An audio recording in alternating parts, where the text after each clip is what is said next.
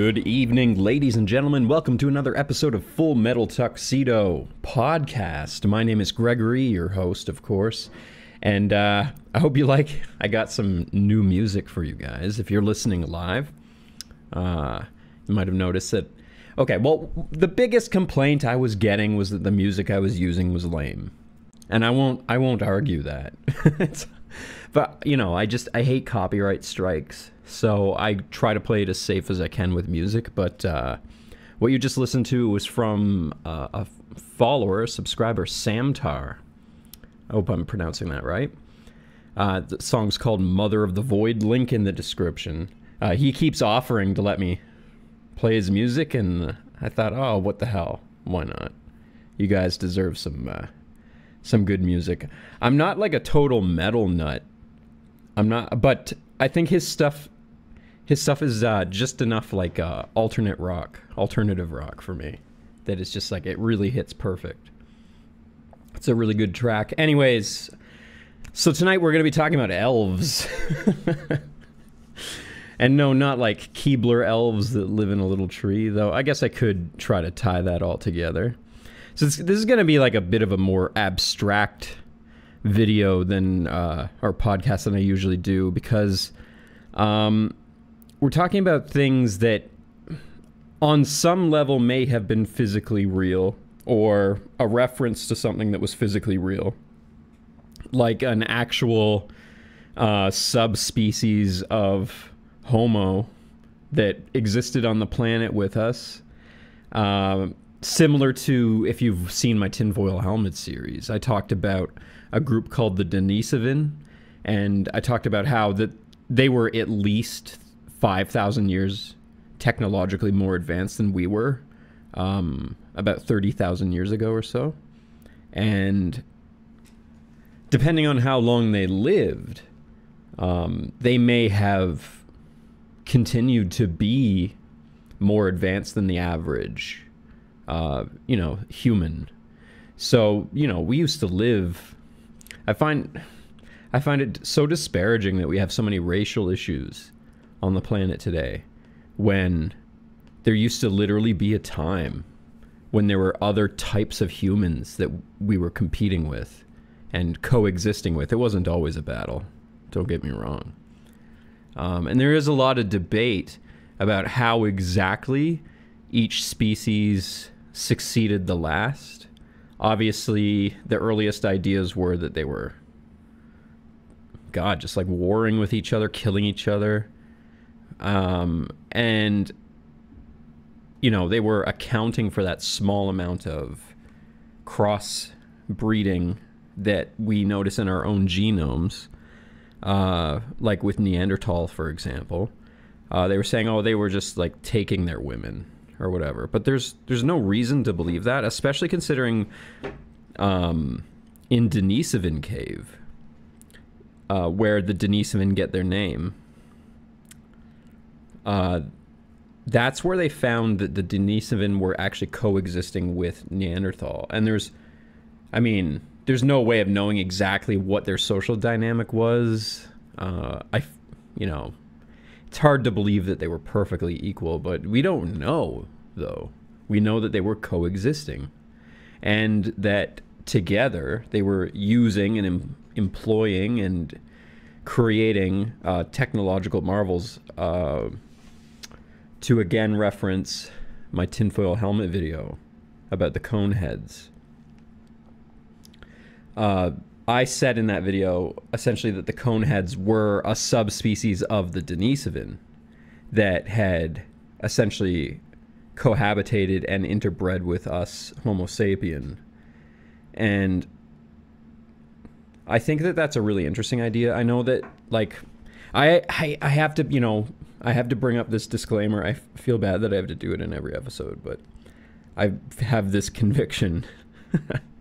I must comply to my conviction that a lot of these subjects that I touch, there are like supremacist groups and stuff that are balls deep into this stuff, and you have to be careful about where you get your material from, because there are straight up like Nazis that make some of this stuff. So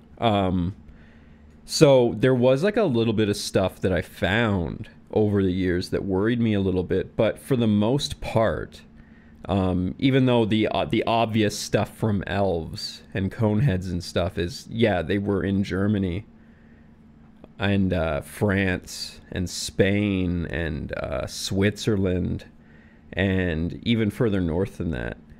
But they were also around the Black Sea, Caspian Sea.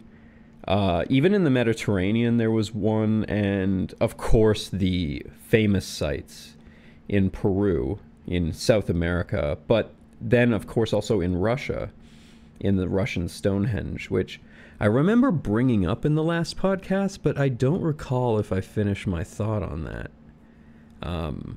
Well, actually, no, I didn't finish my thought, but I will discuss that structure one day.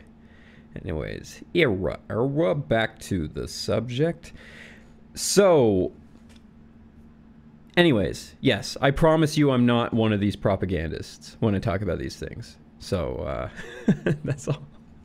That's all. But, you know, some of the ideas of elves come from, you know, ancient times. And the idea of elves actually does originate from the Germanic region of Europe. Germany, again, France, and Switzerland, that whole area specifically had a very dense tradition of elves. And they were like identical to us, except for obviously they had some features that were different than our features. This is also one of those reasons I have a lot of trouble getting my head around aliens when they're so similar to us. It's like how do you even call that an alien when it just looks like a weird human? Anyways, again, I digress. The word elf, yes, originates sort of from the German area. But, so in my tinfoil helmet video, I talked about how I thought that these Denisovan might have also have been in the Bible called the sons of God.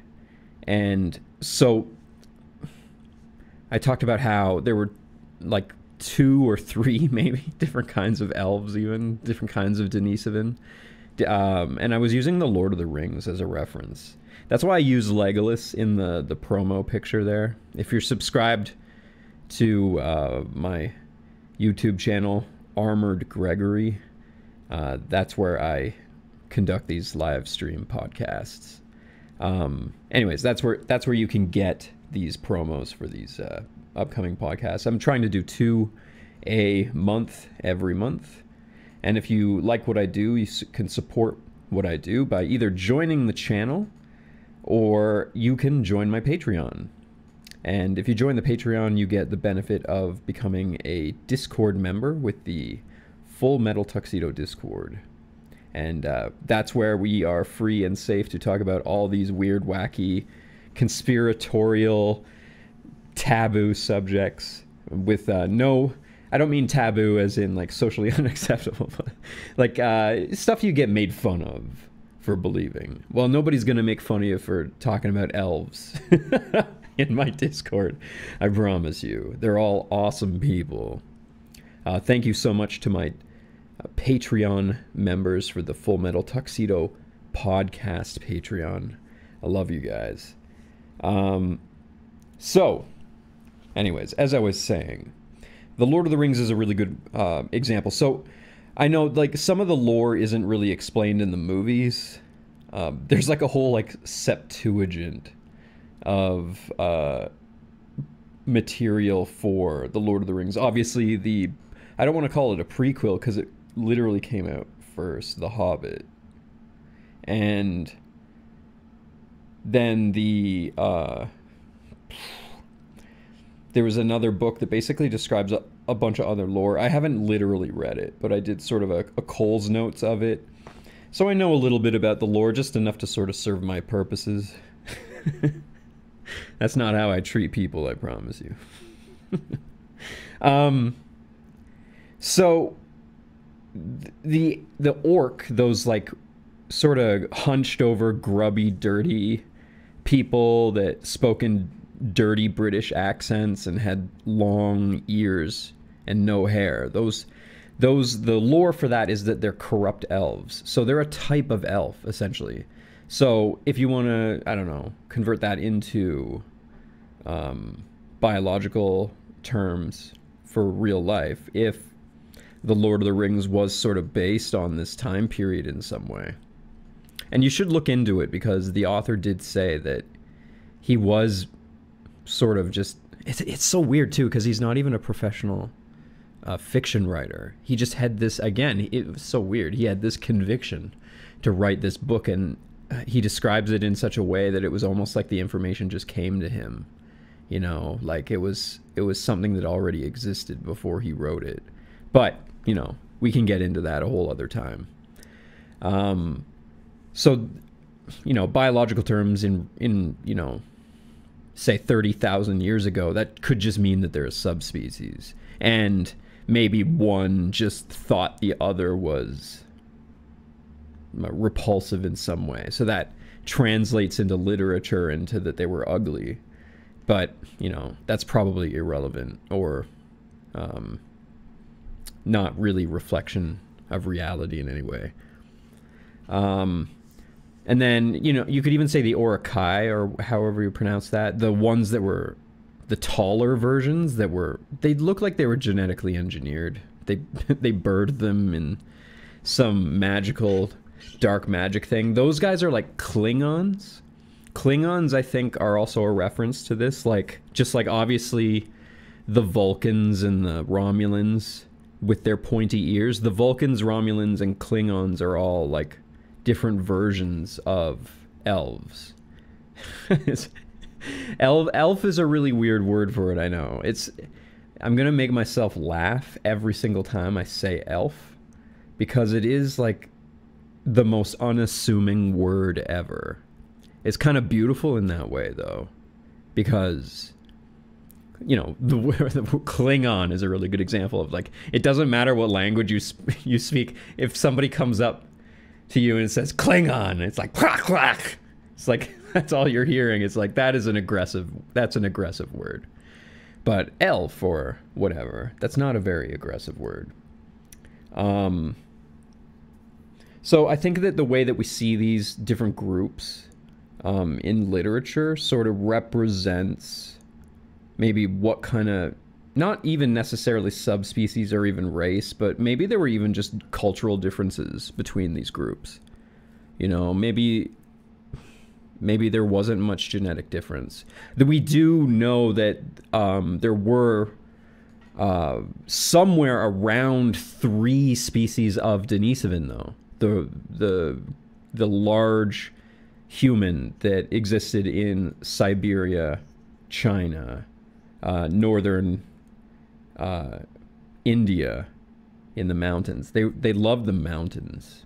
So that was the other location too, that they found Denisovan bones, was in Siberia. Well, Siberia and the mountains north of India. So, Tibet.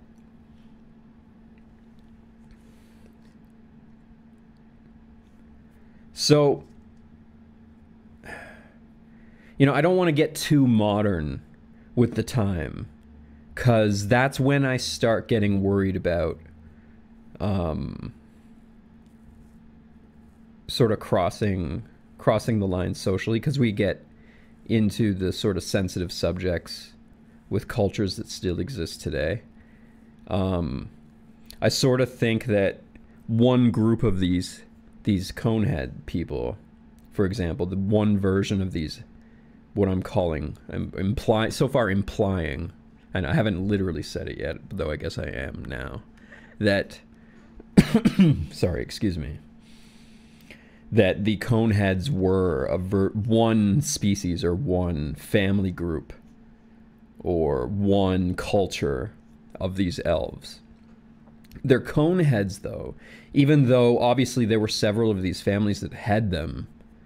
I talked about this last time on the last podcast when I talked about coneheads, that it was something that they were intentionally breeding, but their children weren't all guaranteed to come out with the head, in the cone shape.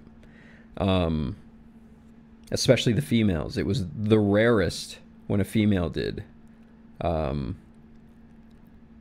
So there's no reason to believe that there weren't entire cultures, even nations, of these, whatever this subspecies of human is, whatever you want to call it. Like, once it starts getting, I think by this point we're starting to get into hybrid territory, where obviously they're interbreeding with sapiens. That's not something that you should be offended by the way, is the idea of the interbreeding of different humans, because we're all of us just this homogeny of different species of human. We are like a massive hybrid. And that's what I'm getting at, is that, like, we really don't know exactly how, the Lord of the Rings ended with the Age of Man, when there was no reason that the elves couldn't have stuck around now that Mordor was dead, or, Sauron and Sauruman. Why the Ents disappeared, while the dwarves were all dead, weren't they? Can't really fix that. That was pretty much established at the beginning. The hobbits, like, they should still be around. They're gone. And I think that they were the Homo floresiensis. And it's funny, too, because a lot of these subspecies of human that we find, when they display their skeletons, they usually either they'll create like a plaster mold or like a clay facade over the skeleton, or a three-dimensional representation. And it's funny that they always give them perfectly normal, as in like the feet that we have today. So that's one thing creationists always bring up, is that we never really find their feet in their skeletal remains yet, with certain species. We've obviously found some feet, but with certain species we can't find their feet. But the artists will always draw them like the feet are exactly like our feet today. And in my Bigfoot video, two-parter, that's something I actually brought up. That sorry, I'm trying to remember the Australopithecus, the pre-human Australopithecus, the one that we essentially assume is, like, there's no reason to believe it isn't, especially considering how wildly varied they were. But we essentially assume that they were our ancestors. We evolved from them. But maybe that's true. Maybe it's not. I don't know. I'm no expert. I think it makes a lot of sense, though. Anyways, they give them perfectly like replicas of our feet. And maybe they were more like the kind of feet that we find when we find Bigfoot prints.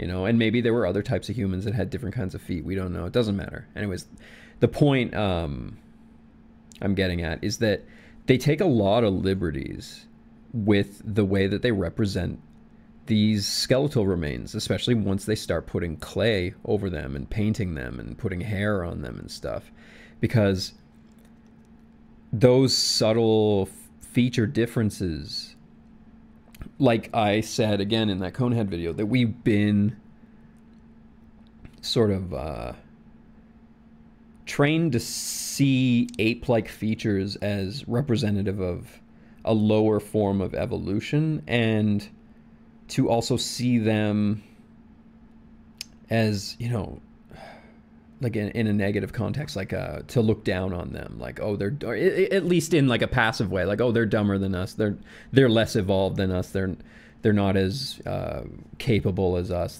they can't speak, or maybe they can but their language is really rudimentary, blah blah blah, that kind of thing. But there's no reason to think that just because that their skeletal shape was so different that they didn't also have noses exactly like we have noses, ears exactly like ours, lips exactly like ours, and like sort of the way that they represent modern modern museums. They represent the Neanderthal man. He looks like he could really just he could walk down the street and you might think like, oh, that's not exactly the most handsome man I've ever seen in my life, but you wouldn't think that that's like another species of human.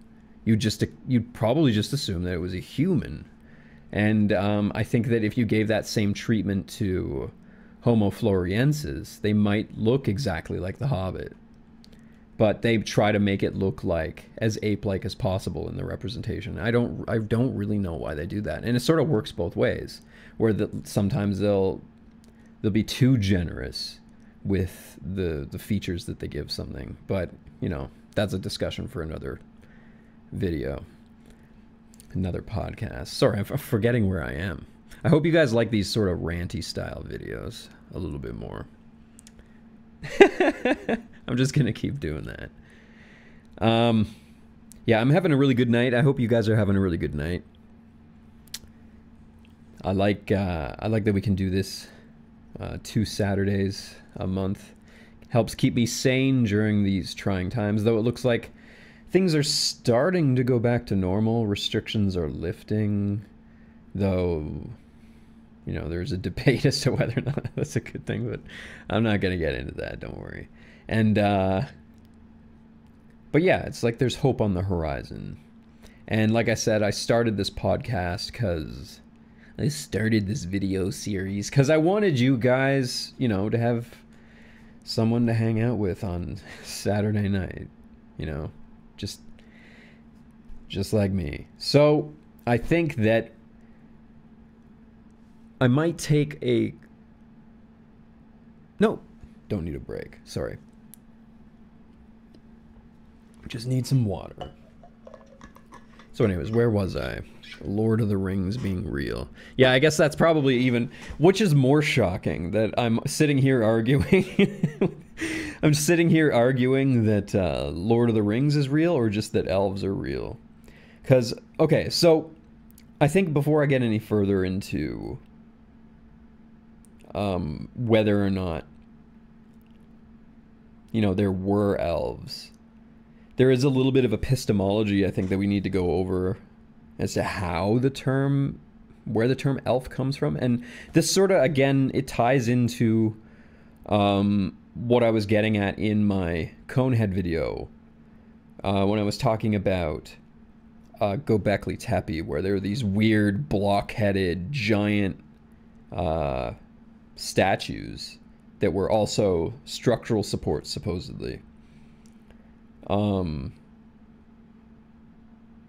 know, I would love to do a whole video and a whole podcast on Göbekli Tepe because there's so much interesting stuff.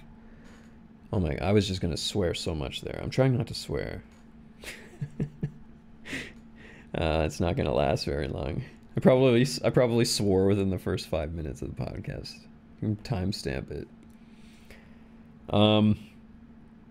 So in the Bible, I love the Bible. You know, as an atheist, I actually grew a greater appreciation for the Bible than I did as a theist. And I think that even if, like, I know that I always say that my position and my opinion is always changing. And, like, it seems like a lot like I'm leaning more towards, not religion, but just sort of like a state of believing in some sort of supernatural something.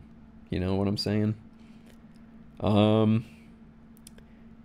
That, you know, if it were to come to that, that I would go to some sort of, not Christianity, but some sort of route like that, that used the Bible or referenced it, that, you know, I think I know things about it. I have a greater understanding of it than maybe even people that have spent their whole lives being Christians. And I kind of feel that way about Christianity in general. Is that as an atheist, I'm so flabbergasted at how much more I know about Christianity, the Bible, what Jesus said and meant, and where all the books come from, and how many grains of salt we need to take each one with. Yeah.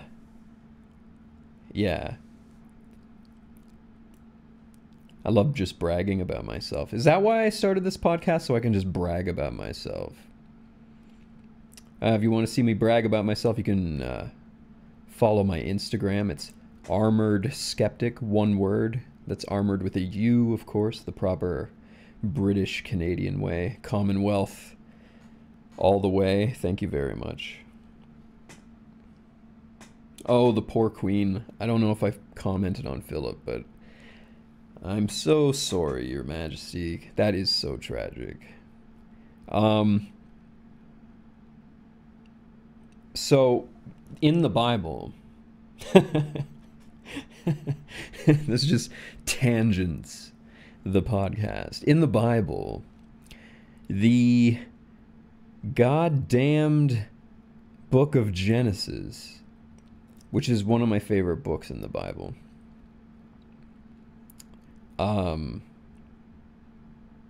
obviously talks about the creation of reality. And the term God is pluralized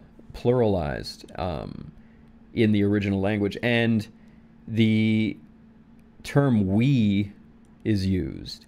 And a lot of people say, oh, God was talking about the Word, who is also Jesus. And then there's also, this is sort of like there's a side note, but there was also, or is also, a belief that the Holy Spirit is in the Trinity is actually a replacement for an older belief that God had a wife as well, and or that there was a woman involved at least. And I, before I even say who that could be, I want to do more research on it. But yeah, I'll do like a whole religious video. Maybe. So I'm sort of like in the air about what I want to do in the next podcast. If I want to tackle the succubus, or if I want to do one on basically Christianity in the Bible and sort of my. I guess I'll say, just for like the sake of not upsetting on anybody, my interpretation of the Bible. God, that was like probably the most egotistical way I could have put it.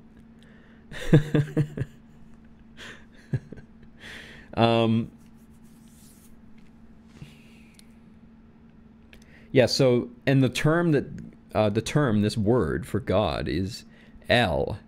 And then there's also Elohim, Eloah, Elo, El. So that's, so the theory that I'm sort of working on here is that these giant,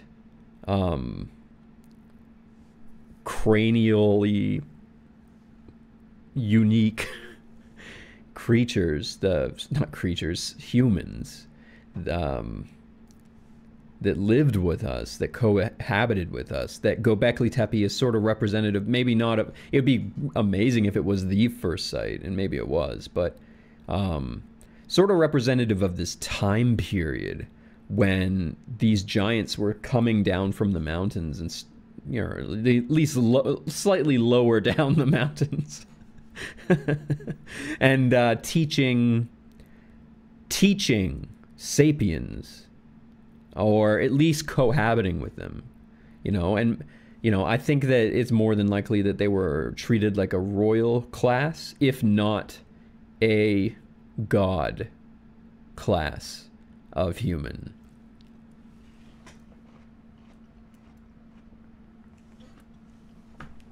I argued in my Conehead video that Akhenaten, the bizarre lost pharaoh of Egypt, changed Egypt wildly. He didn't just physically change where the capital of Egypt was and make everybody build a brand new city.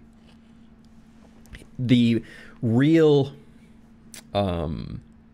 contribution of his that stuck forever and didn't die until Egypt died was that the pharaoh was to be treated essentially as a god.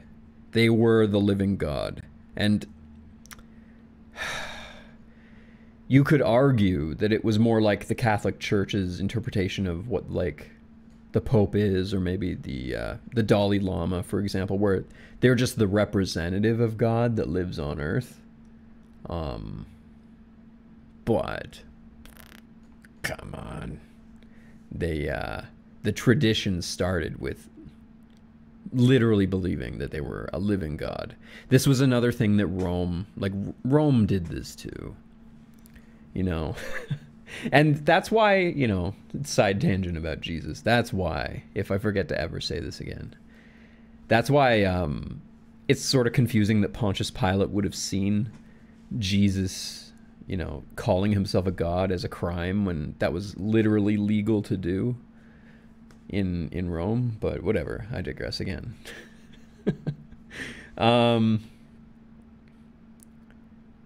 Anyways.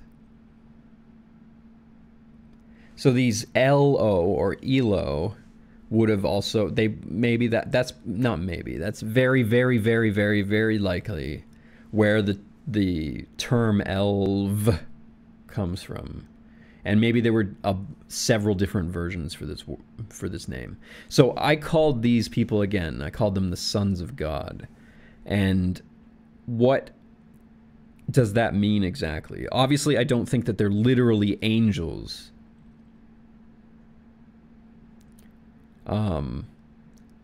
So, oh yeah, I've got the word here. So in more like the Swedish area, these elves were called Anglos, and also in the French area, the elves there spoke angelic, like Anglos, and maybe even that's where the term Anglo comes from Anglo-Saxon. Like, that, I don't mean that the Anglo-Saxons are descendants of them, but that's, you know, the epistemology of these words, is that, you know, they would have been born of the use of them by these people. So, an angelic, people argue, was like a real language. And, it's very likely that this was like a very beautiful language, very soft language that, you know, again, we're talking about, their name is Elves. It's the least assuming name ever. It sounds so friendly and soft and warm. It's not aggressive. So obviously they would also speak a language that's very soft. That doesn't mean that they weren't evil. I can't comment on their politics or the way that they ruled or the way they treated us or each other or warred or anything. I don't know all those details, at least not yet. But obviously these humans cohabitated with us for tens of thousands of years, if not hundreds. And we know that sapiens have been around somewhere between, the number changes a lot, but it's somewhere between 200 and 300,000 years. And actually, I saw something that sort of reminded me of this earlier today, too. That we have written history, sort of, from around 6,000 years ago. But, you know, it's very sparse. Most of it, most of what we found is just like ledgers and records, not like anything historically useful necessarily. Though obviously we did find the Epic of Gilgamesh, which is, oh, so awesome. Gilgamesh supposedly a giant, supposedly a god. I think that, obviously he was probably one of these giants, one of these angels, one of these elves, whatever you want to call them, one of these Denisovans. He's a Denisovan hybrid. The fable is that his parents were immortal, and he went to see if he was immortal too, and he found out he's not. And he was like really upset about that. And, as you are, I guess. Mortality is sort of sad, but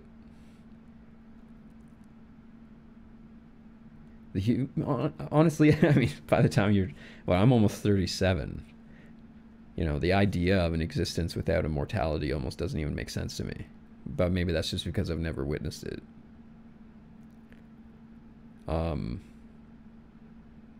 Anyways, these sons of God, these angels, these messengers of God. That's what angel means, is messenger of God.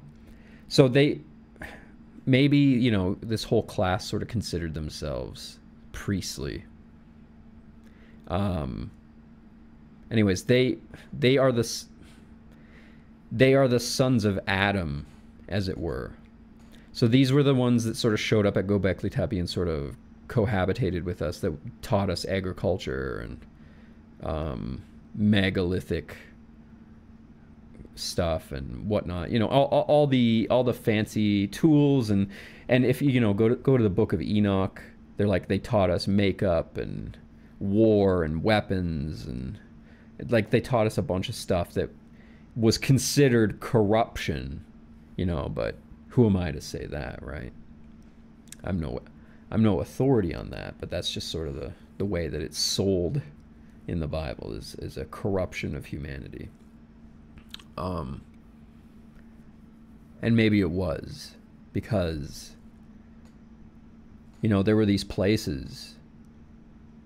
I feel a little bit nervous bringing it up, but just because, again, a lot of these, like I mentioned last week, these cone heads, skulls are being repatriated and reburied in a lot of places, for cultural sensitivity reasons,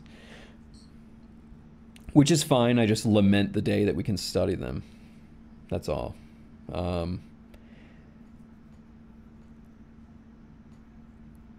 Or I mourn the day that we could study them. But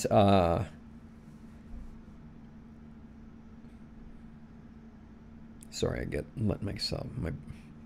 lost my train of thought here a little bit. So sons of Adam. That's in the Bible. I think that's what, that's who they were, the sons of Adam. And because obviously they were not some ethereal flying light creature that glowed and had wings or whatever, that blew trumpets and looked like a blonde woman. If you actually look up what the angels look like in the Bible, they were a mess of wings and limbs and eyeballs, and they were terrifying. They had 4 faces with 4 different animals, and feet dangling out from underneath their 6 or 4 wings. That's not what I'm talking about. I'm talking about the physical, literal sons of God that would be seen basically walking around. They would come down from their mountains and interact with us sometimes. And they were, I think that early on in earlier religions, that they were seen as a priest class, as closer to God. And the Christianity and Judaism, they believe the same thing, that God interacts with us on the tops of mountains. And that's why the Tower of Babel was such a sin, because the natural effect of a mountain, remember in my Tesla video I talked about how the sheets of ions sort of collect on the tops of mountains. I've only been up on, mountainous areas once, but it was an amazing experience, and I can just imagine that it would have, something so euphoric back then would have felt like you were closer to God. But the idea was that the Tower of Babel was they were building their own mountain so that they could get closer to God. And then God knocked it down because he's like, no, you do not create the terms in which I communicate with you. And yeah, I mean, that's... Anyways, I keep getting on these tangents. So these people, like the Denisovin, we know, lived in the mountains. They liked being in higher elevations. And, yeah, Moses talked to God on top of a mountain. Jesus did his sermon on a mountain, and he met Moses on a mountain and glowed on a mountain. Like all the most godly things seem to happen on the top of mountains in the Judeo-Christian belief. And so these sons of God that would have lived up there, sons of Adam, that was just one, I don't know, family group of them. But then there would have been like the sons of Cain. And remember how I mentioned the Klingons? Well, remember Cain had a mark on his forehead. Well, I don't think that it looked exactly like the ridges of a Klingon, but I think that that's what it's a reference to. And then, so maybe the Elves were the Vulcans, because the Vulcans were the ones that interacted with humanity first. They came in peace. They taught us, how to interact with other species in space. They taught us about that the universe is bigger than our little brains could imagine. That's essentially what the Denisovin did. When they came down to places like Göbekli Tepe. But then there's also like another group that's sort of more recluse and paranoid and not so much warlike, but just not so friendly. And those are the Romulans, right? Well, I don't want to say that I know which group would have been these Romulans, that, what region they would have been in or whatever, but you can sort of see cultural similarities with these sorts of archetypes.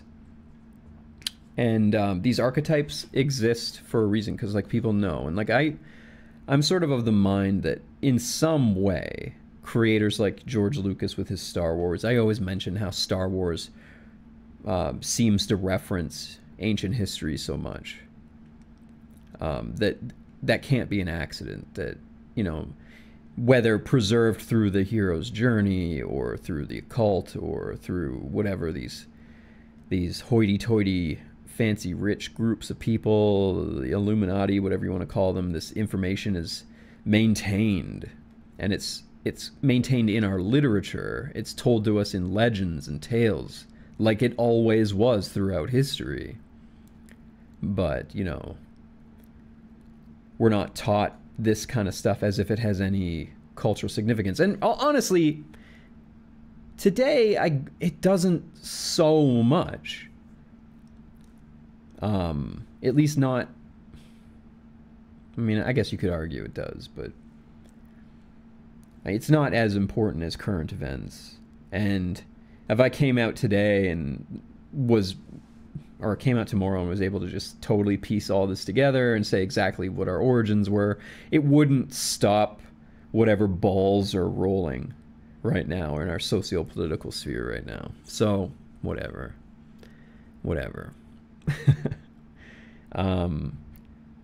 So I think that, the sons of Cain, or Canaanites, who were sort of opposed to the Hebrews in the Torah. I don't know if that's in reality, but in the story, in Exodus, was that they were going to go to Canaan. Exodus. Well, yeah. There's. I don't remember. Oh God, I feel like an idiot for not immediately remembering all 5 books. But there's 5 books in the Torah. And in the first... numbers, I can't get through that just because it's literally like about organizing the people. But yes, they're supposed to go to Canaan and essentially take it over. And Moses didn't get to live to see this day. He spent, 40 years, which the number 40, when that's used in the Bible, that's a reference to just a long time. 40 days and 40 nights, for example, is used a few times. That just means a long, like several days, like more than a month. That's essentially what it means. More than a month, maybe two. And same thing with 40 years. It means just like a few decades. We don't know. We don't know. Just a few decades.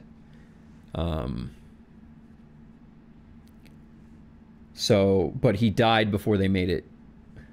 It just means a long time. So they died. He died before they made it to Israel, and he was succeeded by the man that was actually scribing the Torah for him during the journey, and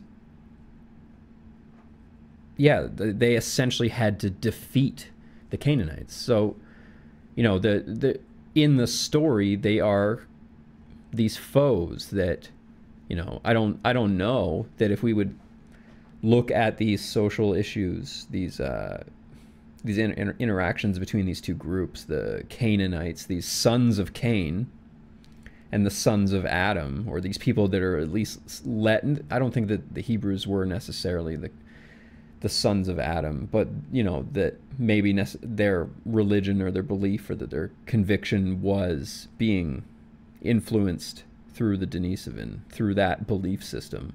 Because by this point, the Denisovin are gone. They're gone, and so all we've got are these human hybrids that are more human than they are Denisovin. They only have like trace amounts of Denisovin, but just enough where you can sort of breed in. And I think that features, like I mentioned last time, that features like the conehead were being intentionally bred into the families. Just enough junk DNA to get those weird features to set you apart from everybody else.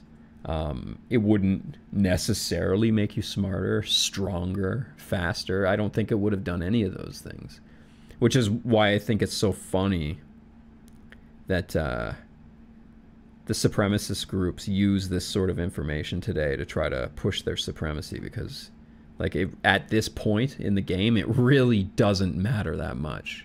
It doesn't change things that much. Because anyways, it's believed that these Denisovin were teaching people all around the world, native groups all around the world, and we're talking everywhere, even in Australia, even in Canada.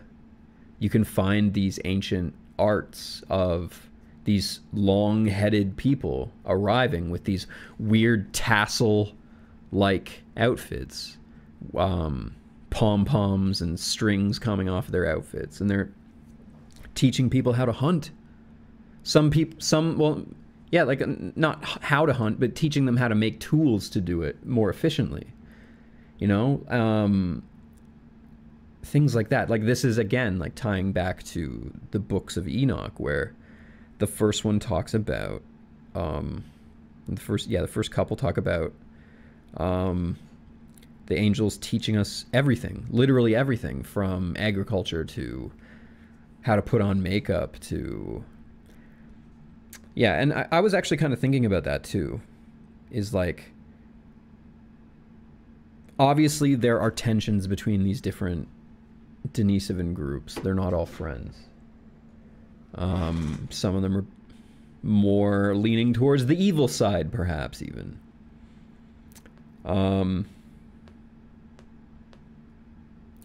Like, historically, Vikings, they're pretty much known for being a giant scourge in Europe. They just looted and pillaged and kidnapped people and forced them into slavery, and just not, like, that was just not fair play, honestly. It's like, and I love that show Vikings, but like if you set aside all that drama, it's like they're going into these temples of fully unarmed, defenseless monks and mowing them all down with their axes and stealing all their gold, and then they go sit around a fire and they're just like, my wife is so mad at me, I don't know what to do. It's just like, dude, I really don't care about your family drama. You're just terrible people. No, the show is really good. I do recommend it. But Vikings, for example, were just like, they're known for being terrible. Like, what if, you know, that their culture is based on one of these groups that eventually, again, remember, they're all extinct. They've all died off now. So all we really have left of them in our own culture is the religious and cultural intersocial teachings that they gave us. And I think that, you know, a lot of our religions and our cultures still tie back to things like that. Like, there's a lot of stuff in our cultures that we've been doing forever. Again, I'd like to do a religious video. Let me know in the comments or whatever if you'd like to see that. I think it would be fun. Podcast, not video. God damn it, every time.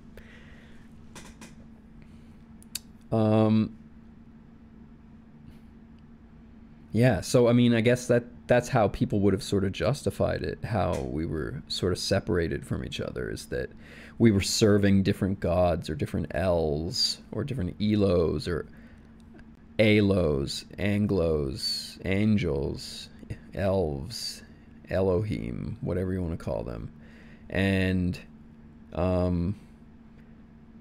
maybe like, and I hate, I love to bring up war, but I hate war. I really hate war. So this is something I used to spend so much time ranting about on Twitter. It's just how much I hate war and how much I hate when politicians justify it and promote it and push it. And God, I just fucking hate that so much. And like, maybe that's an example of their culture that we've sort of amalgamated into our mindset that doesn't make any sense. Like, because there was a time when we were sort of doing what, you know, they say the Atlanteans were doing. We're creating these circular structures all around the world and sort of creating these centralized cultures where they were being worshipped, or at least treated like royalty. Eventually humans are like, no, now we're the royalty.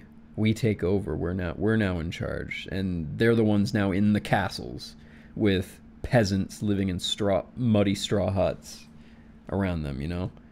Like, I don't think that even probably the best of elves, we could say were necessarily good, you know? Good or evil. It's like, when any group has power over any other group, that's already sort of a negative dynamic to begin with.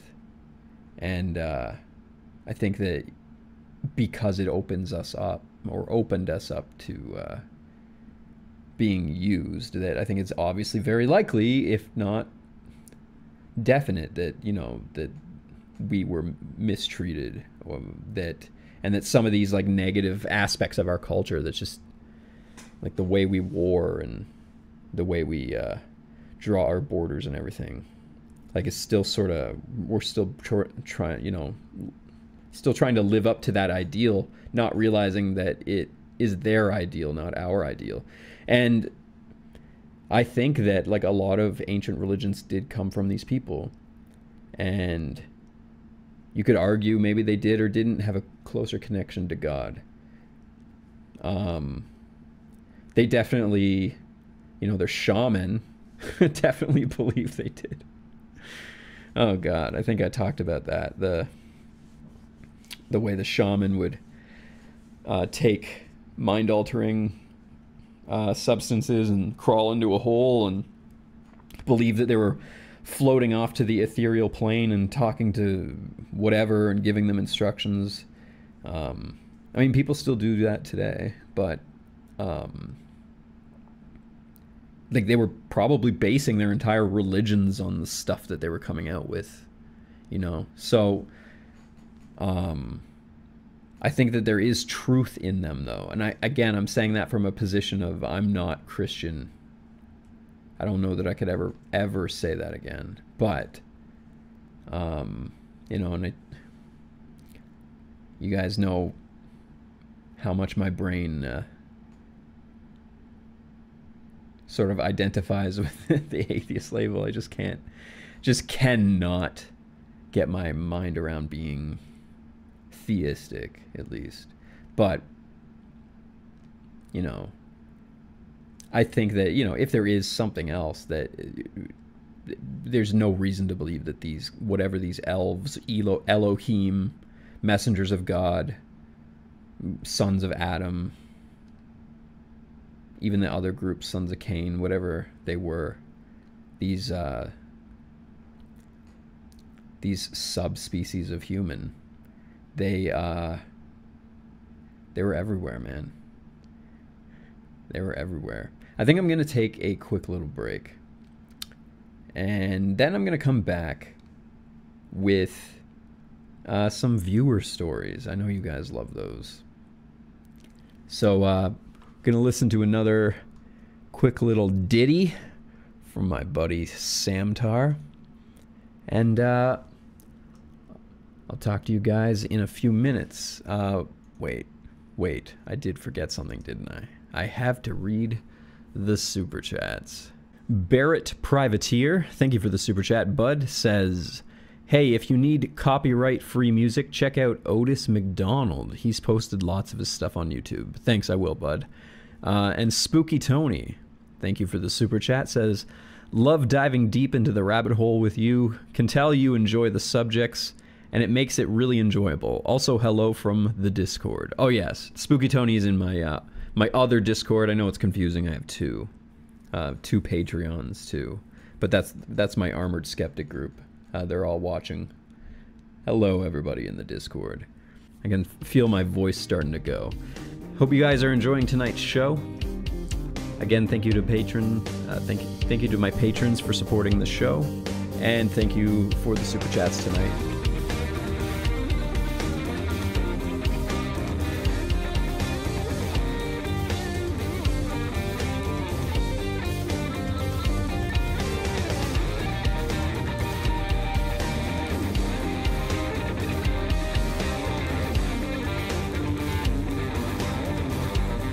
Hello, beautiful people, you goddamn legends. Welcome to Full Metal Tuxedo. Well, part 2 at least. So you know that at the end of the show, I like to read viewer stories.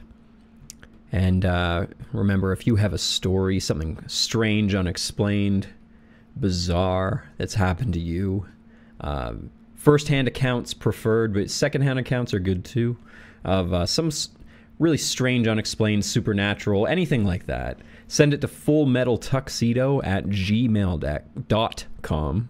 I know how web addresses work, email addresses. So, yeah. I wasn't really sure how I wanted to end a show about, because I've done, you know, essentially, I know it's a little outside of my area of expertise, but I was doing 2 videos essentially on, like, humanity and biology, and then finish them off with stories of ghosts and paranormal events. It's like it's a nice little gear shift, you know. Get into something kind of deep that you can just really like spend the whole rest of the weekend trying to wrap your mind around thinking about, but then can finish it off with a little bit of candy, you know, like, oh yeah, something to give you a little bit of goosebumps. Okay, so the first one here is from Bianca. I've been watching your content since the atheist years. Wow, we're going way back. I really enjoy the new paranormal content. I would like to share my story, even if it doesn't make it to the show. I always like to tell my experience. Well, it's cool. She even drew a drawing here for me of the property with the locations, which I can't really show you. Maybe I'll toss it up on my Instagram story here though. Yeah, that's a good idea. Good on you, Greg. You are so smart and handsome, Gregory. Good job. Okay. So I'm only doing that because some of my patrons were teasing me about talking to myself, so I'm just gonna lean into it. Like, you brought this on yourself. So remember, if Instagram is Armoured Skeptic, one word. When I was 9, my family moved out of the city into the suburbs. My parents bought, I know that I'm probably sounding exactly like Bianca's voice right now. My parents bought a 100-year-old house. That's cool. I grew up in a 200-year-old house, though. I'm not trying to flex on you, but my house was older. It was abandoned, not fit for purpose. Okay, you win then. That's a little bit cooler. Though, you know what? My parents had to renovate my house too. So you know what? I'm still saying that this is neck and neck at this point. Basically, it was just walls made out of mud and a patchy roof. Okay, no, I was wrong. You win. That house is way, way creepier. Okay. It was super cheap, though. The seller was a 90-year-old man who never lived there and just owned the property. We lived at my... we lived at my grandma's house for 4 years while my dad built it up from the foundations to the tip of the roof. That's really cool. That's really cool. I'm sure that's so satisfying to build your own house. Always wanted to do that. One of my aunt and uncles did that. And I was so jealous. It's such a nice property, such a nice home. I'm so happy for them out there. They must love it.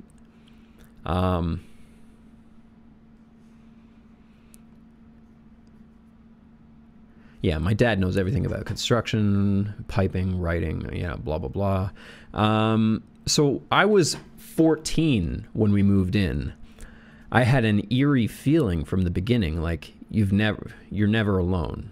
Everything is strangely quiet in there. There's a big corridor running through the house. Anyways, me and my mom and my sister witnessed strange things weekly. Sometimes even more often. We kept a list.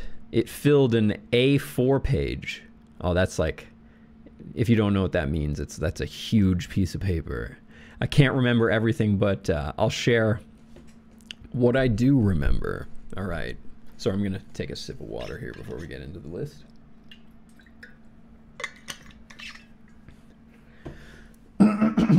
Excuse me.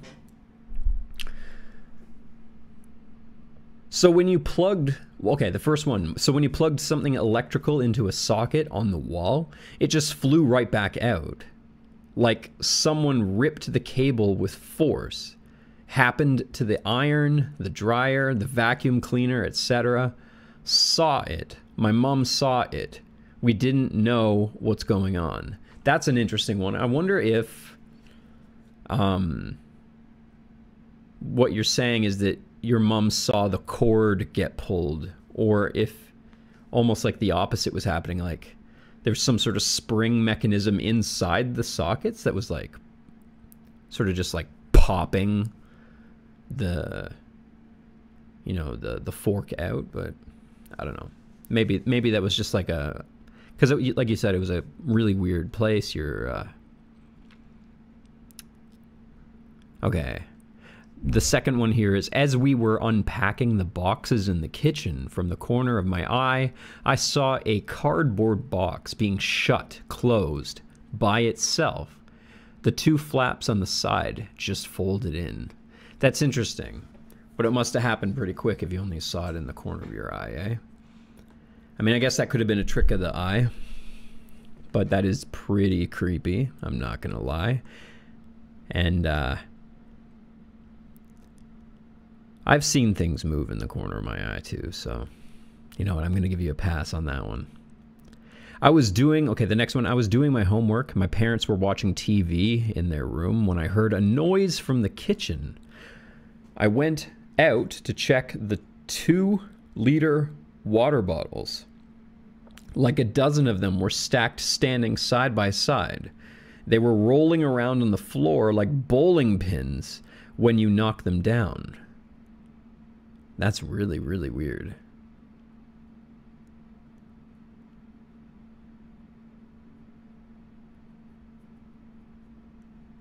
So something knocked over a whole stack of water bottles. Okay, the next one.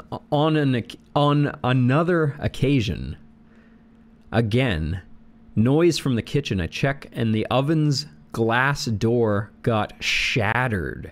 My dad said it probably from the heat, but and then sudden cooling. Maybe my mom. Sorry, this is written in like a point format, so I'm stumbling a little bit over the words. Maybe my mom cooked something, but she said she's not cooked in weeks. And she says that her dad is very skeptical, but it was always trying to explain everything. That's interesting. That is really, really creepy. That definitely shouldn't have happened, especially if the oven hadn't been used in weeks. The next one is Friday night. We're all watching TV. One towel hanging off the dryer in the corner of the room, swinging back and forth. Me and my mom look at it like, what the F? We're being spooked. My mom whispers to my dad, I'm going to look. He turns and looks around the towel, and the towel just stops moving. He says it's probably just the breeze. The window could be open, so I get up and check all the windows in the house, but they're all shut. Oh, that's really creepy. That's really creepy. Okay, the next one is cups, books, ornaments, items just fell off shelves countless times. Yep, okay, check. That is creepy as hell. The next one is you'd hear footsteps in the house at night. Like, I'm not an idiot. I know what it sounds like when someone is walking around on the same floor. On the stone floor. Sometimes running barefoot on the long corridor I mentioned earlier. It is so loud, you would wake up terrified. I can't sleep in the dark since then. Yeah, creepy footsteps, I've experienced that too. Though I heard them above my head on the ceiling on the second floor. The next one is the most recent one happened a few years ago when I visited my parents over the summer. I moved out when I turned 18 and only visit once a year since then. I'm 31 now. Hey, yeah, Dirty 30 Club. I love it. Yeah, again, I turned 37. I keep mentioning that. In August. Let me know if you want me to do something special for my birthday, guys. I think it would be fun to do a special birthday episode. And then, okay, the next one here. I was sitting at the computer in my sister's room looking at trailers, trying to decide what to watch with my mom. I called her in to look at the Great Gatsby trailer on YouTube. I love the Great Gatsby. The book is really good, but I loved the movie. I loved it. As we're watching the video, few meters behind us, there are two loud bangs on the bookshelf. Like someone smacked their fist on the shelf as hard as they could. Wow, that's crazy. We looked at each other in horror. I turned around saying something like, "Please don't hurt us. We're all friends here." That is crazy. So that's the list. But she has a little bit more information here.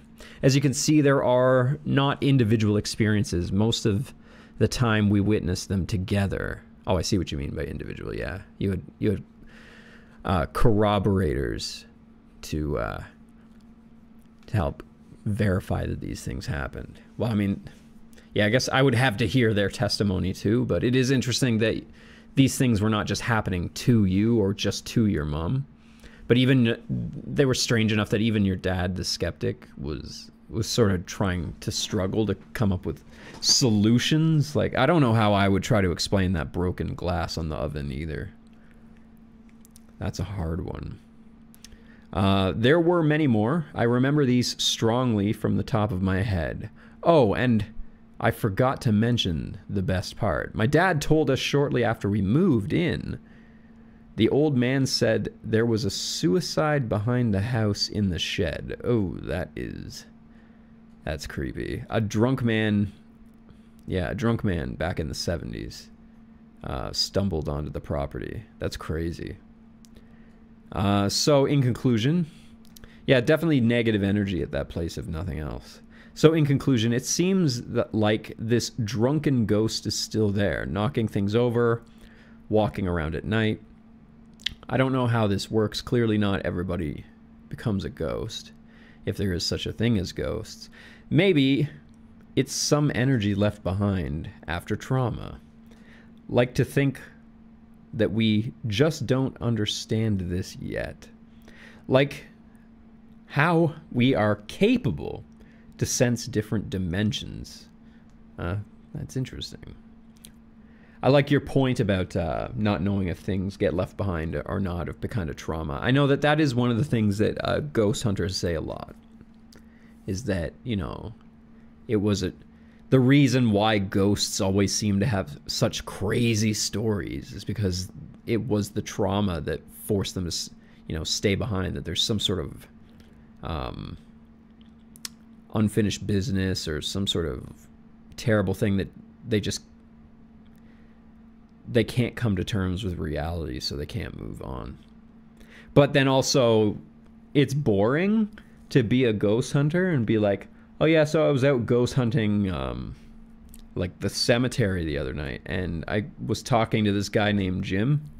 He just said that he was a barber, and he's just like, he said that he was fine and that he's having a good night. Like, that's not a very fun ghost story, is it? It's more fun to say, he was drowned by a nun for screaming in his sleep. And now his ghost haunts these hollowed halls of St. Catherine's Children's Hospital. Brum, brum, brum. That's a way cooler story.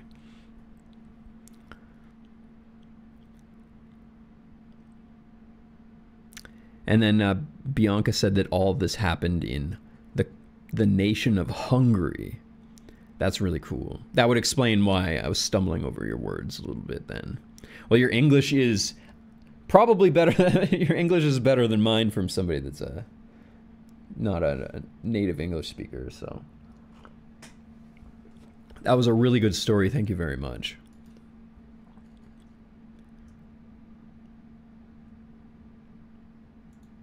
Oh, wait. Oh, this is interesting. So she sent a follow-up email here. It said, sorry, I forgot to mention, we're not scared of the ghost by now. We just kind of accepted that it lives there.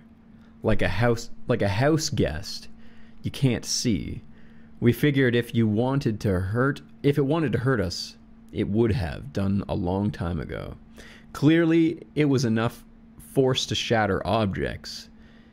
Imagine the damage if it wanted to smack you in the head. Also, I think you can speak to it. Many times at the beginning of the hauntings, when I was shivering with fear at night, I'd talk to it. Like, leave us alone, go away, you're scaring us. Then no supernatural event would happen for weeks. That's interesting. That is really, really interesting. And I wonder if it was just doing that to be polite. If it, like, really didn't want to upset you. Like, if it understood we would need a break or it needs to bring it down a notch. I never tried to bring in a Ouija board, however you spell it. Yeah, okay. Again, disclaimer. There's another disclaimer, I think. I feel like I have to say this in every episode. Never use a Ouija board. Do not use Ouija boards.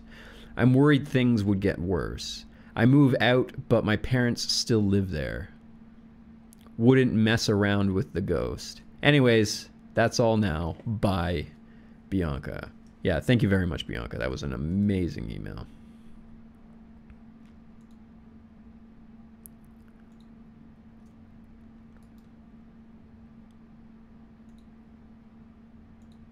This one's called Short Ghost Story by Andrew.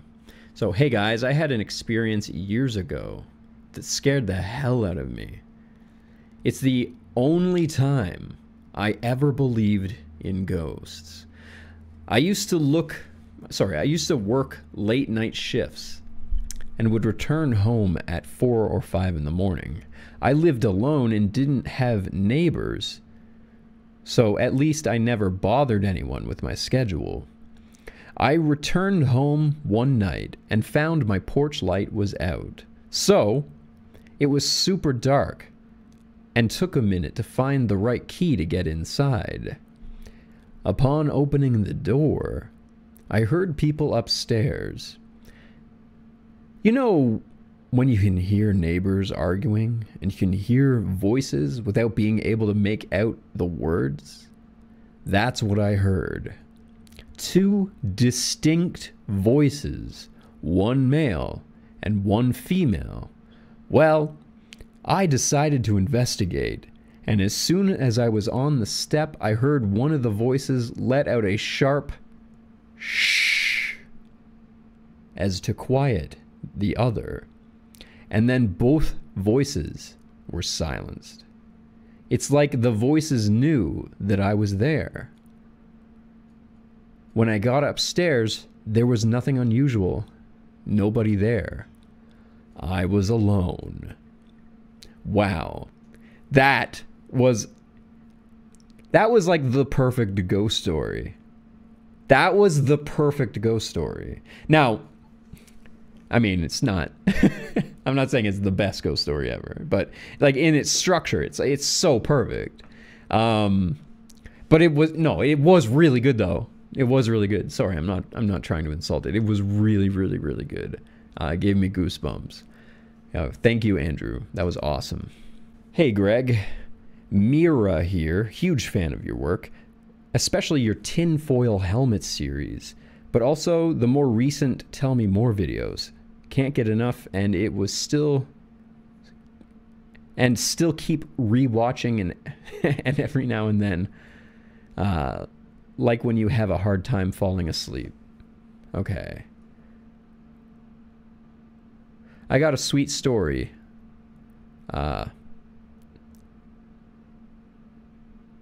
Nothing too big, but maybe something that'll stick with you. Sorry. Again, this was I'm having this one's kind of structured strangely in its. Okay. A few years back when I was around 18, I'm 23 now, I was hanging out with my dad at my dad's place. My parents were split. I had remembered something from my childhood the day before. And so I asked him if I remembered something about me seeing a ghost when I was very young. He looked at me like I was normal, said, "Yes, your sister's." And I kind of tested him with the way he phrased my question, as it was exactly the part that I had remembered the day before. But having another person speak something out loud, it suddenly becomes reality. So yeah, when I was between 3 and 4 years old, I remember the ghost of my sister sitting on top a wooden, tiled roof, like nothing... like looking top of the wardrobe, looking down, like keeping an eye on me. Another month passed, and sitting on the couch with my mom, watching something on my phone, whilst she did some crosswords and Sudokus. Sorry, I haven't said that word since like 2004. Or something while watching TV. Sudoku. Nailed it. Okay. I had this weird curiosity. I'm an only child, and after me, due to medical reasons, my parents were unable to become pregnant again. But suddenly I had this weird thought, and so I asked her about before my birth, and with nearly 19 years of age, I learned that my mother had lost a child during pregnancy before me. It had been roughly... Oh my god, wait. So I guess I didn't understand that detail. So what you're saying is you saw the ghost of your sister, but you didn't even have a sister. Like, one was never born. Is that what you're saying? That's crazy. Okay, so at nearly 19 years of age, I learned that my mother had lost a child during pregnancy. So yeah, it had never even been born. And it had been roughly in the 12th week or the 3rd month. That's really early. And my birthday was only half a year later. Therefore, if this child had been born, I wouldn't exist today to write this letter. Oh, that's crazy. Oh, crazy. Yeah, you're probably right. Because then that would have meant that your mother would have had to have been pregnant almost immediately afterwards. Oh, that is kind of crazy. And then in parentheses, Mira says, I'll keep the corny part about my sister's soul having stuck around and connected to me to watch over me and protect me. I hope that you enjoyed my little story of me and my moon sister, or guardian angel, and I hope you have a nice evening. Greetings, a fellow self-conscious meatbag. Well, that was an amazing story, Mira. Thank you very much. I loved that. I'm sure that the audience is absolutely eating this shit up. You guys are amazing. Thank you so much for these stories. You guys are legends. You are absolutely killing it with these stories. And you guys listening at home, you guys are legends too. Obviously. You are what drives me. Burb. Hey, I normally go by Burb on the internet. Not sure if I'm comfortable sharing my name. Well, that's fine. Because that's another thing. If you, whatever you want me to call you, you better put it right at the very beginning of the email. Otherwise, I'm just going to say what's in your email name. I won't use your last name, though, obviously. I won't dox you, but if you don't want people to know that some guy named Andrew saw a ghost, then make sure you put the name Doodlebug Lover or whatever the hell you're into. I don't judge you. So, anyways, here's my story. I live in the Midwest. My older sister is married and lives in Chicago, about 6 or 8 hours away by car. In the summer of 2019, my sister gave birth to my niece, and my family... Oh, yeah, speaking of which, I would just want to give a congratulations to my younger brother, Steve, who just... he and his wife just had their second baby, the first girl. So my third... well, it's my first niece, so yes, that just reminded me. Drove to help take care of the new baby. I, however, had work that weekend and had to stay home by myself. I only worked a couple hours and was home by roughly 12:30 p.m. Normally, I do not like staying home by myself because there tends to be a lot of creaking and banging in the house. I have 3 cats, and our house is old, so during the day it's easy to dismiss as mundane shenanigans. As I got later, the anxiety and paranoia started getting to me, especially after I saw what appeared to be a dark shape across my bedroom door out of the corner of my eye. Yeah, I hate that. Yeah, that's a shadow person, buddy. I gotta tell you, I see those a lot. Well, I see those from time to time. It's not like I see them every day. It being late, 11 p.m. to 12 a.m., I quickly searched the entire house. Nothing. Was too nervous to go out into my bedroom, which always feels incredibly uncomfortable or dangerous when I am home alone. It's weird that you just get this sense of foreboding and fear in this place. Like, that in and of itself is a sign that the place is haunted, when you just sort of just feel anxious being there. So I grabbed a blanket, a pillow, and went and fell asleep out of the living room on the couch. And being in the middle of the summer, even at night, it is incredibly hot. And I took a small square fan and pointed it directly at myself. Nice and comfortable. I started to scroll through Reddit. I couldn't guess how much time goes by, but I remember a sudden distant feeling of being distinct feeling of being incredibly warm. I looked up and the fan had been rotated to be facing about 90 degrees to the right, no longer pointed at me. I was immediately freaked out and tried to call my parents. They didn't answer, and very uncomfortably drifted to sleep after first making sure I was indeed alone in the house a second time. Looking at this skeptically, I still am having issues rationalizing this. The shadow could be a trick of the mind. I was looking in the computer and was beginning to get freaked out by the creaking and banging, and I heard throughout the day. However, the fan is a complete enigma. I agree. So that fan rotating, he's saying it's a square fan. So they don't have a head. Like, it's just this box you put down on the ground. So to rotate, it has to be physically moved by something. So yeah, that's really scary. That shouldn't have happened. That is a really, really, really good ghost story.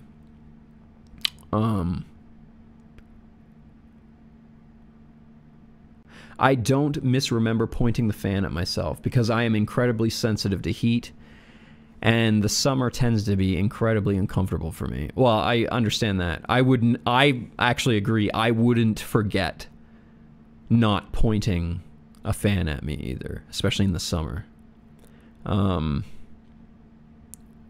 I cannot get to sleep without a fan. Yeah, same. So I distinctly remember laying and having, yeah, I get it. Yeah, good argument. No, I totally agree. I'm on board.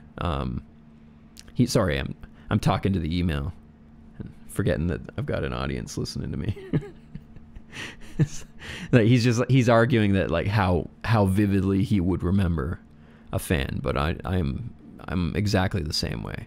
Anyways, thanks for reading this. I hope that you see it and add it to your own thoughts. Thanks again for everything you do, and have a great day. Well, thank you for that story, Burb. That was a really, really, really good ghost story. And you know what? I think we have time for one more, guys. Let's do one more. Oh, wait. He added a revision. Oh, that's unfortunate.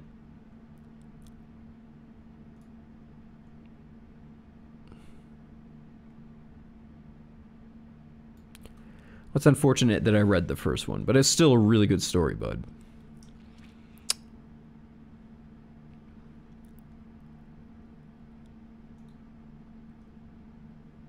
Oh, this one came with a photo, too.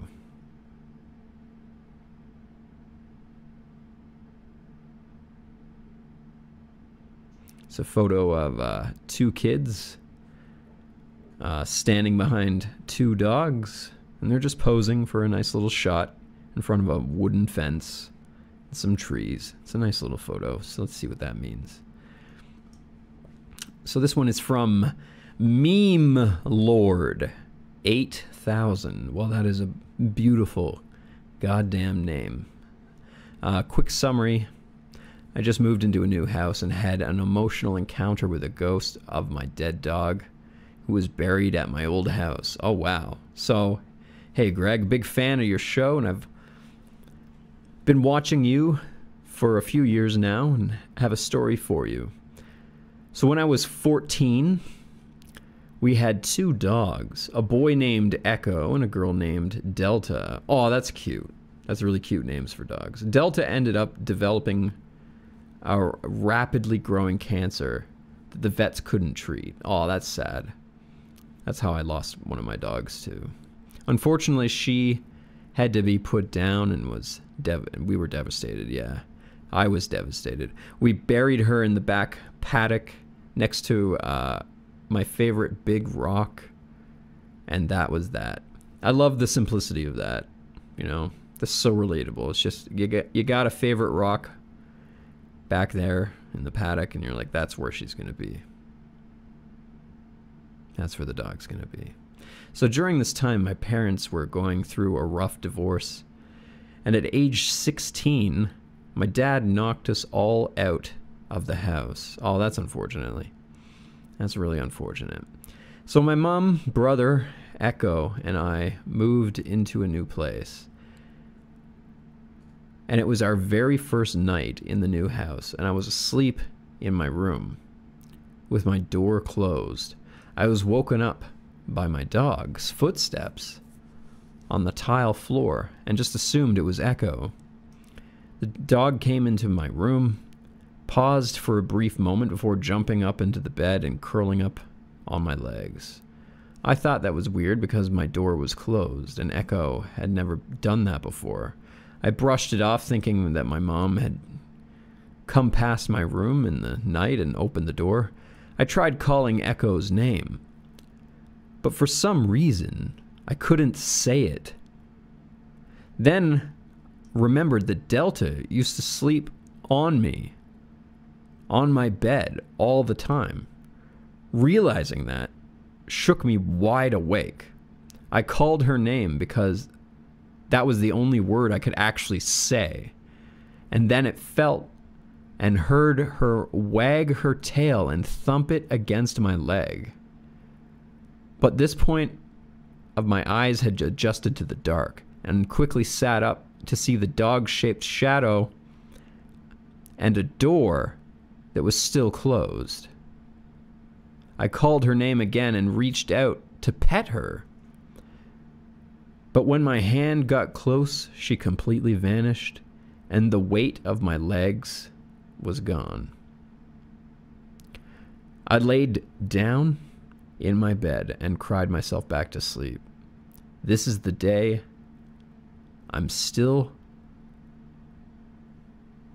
100% convinced that Delta had returned from the afterlife to check up on me in the new house. That is so fucking beautiful. So here's the picture of me and my younger brother with the two dogs. And feel free to show it if you want to. Thank you for reading. Bye-bye. Wow, that was absolutely beautiful, guys. So yeah, I'm going to put that image up on Instagram as well for you guys. Wow, that was beautiful. Well, I had a really, really good night tonight, guys. I hope you did too. Let me know what you want the next episode to be on. The succubus or whatever the hell that other thing I said was. I'm pretty sure it was religion. Okay.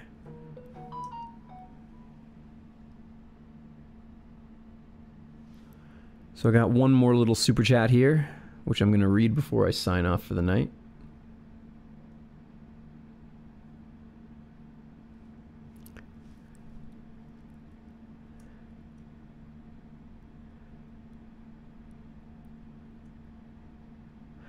Super chat from Weejock.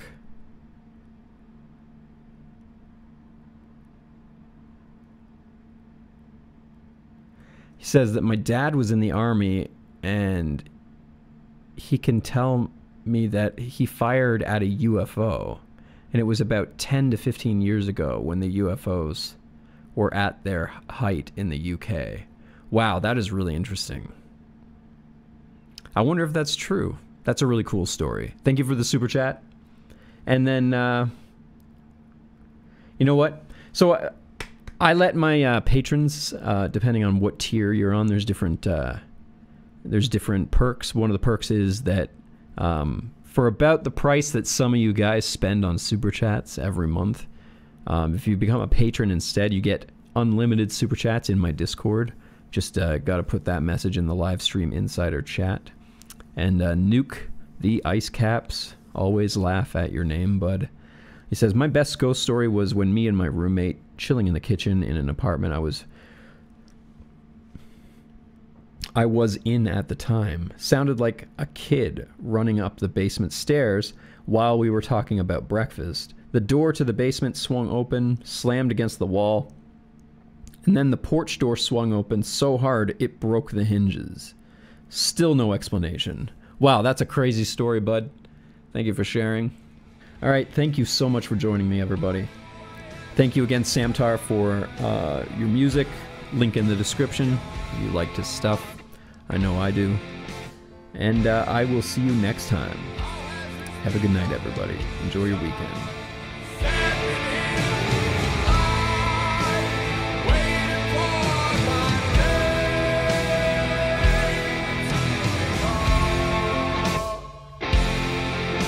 Well, freedom, you see, is not easy for you.